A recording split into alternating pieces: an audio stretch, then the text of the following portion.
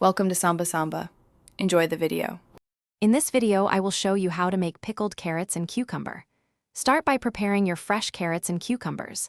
Wash them thoroughly, then slice into thin, uniform pieces about 1/8 of an inch thick. Next, create your delicious pickling brine. Combine 1 cup of water, 1 cup of white vinegar, 2 tablespoons of sugar, and 1 teaspoon of salt. Gently heat this mixture until the sugar and salt completely dissolve, creating a clear solution.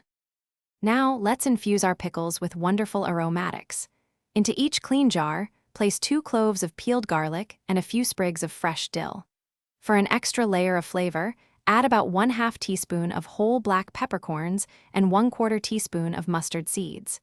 These spices will slowly release their essence, making your pickled vegetables incredibly tasty. Distribute them evenly for consistent flavor. With your aromatics in place, it's time to pack your vegetables. Neatly arrange the sliced carrots and cucumbers into your prepared jars, packing them quite tightly, but without crushing. Once the vegetables are in, carefully pour the warm pickling brine over them, ensuring all the vegetables are fully submerged. Leave about 1/2 inch of headspace at the top. Gently tap the jars to remove any air bubbles.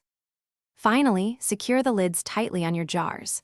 Let them cool completely on your counter until they reach room temperature. Once cooled, transfer your jars to the refrigerator. For the best flavor, allow them to chill for at least 24 hours before enjoying. These delightful pickled carrots and cucumbers will stay fresh and delicious in your refrigerator for up to 2 weeks.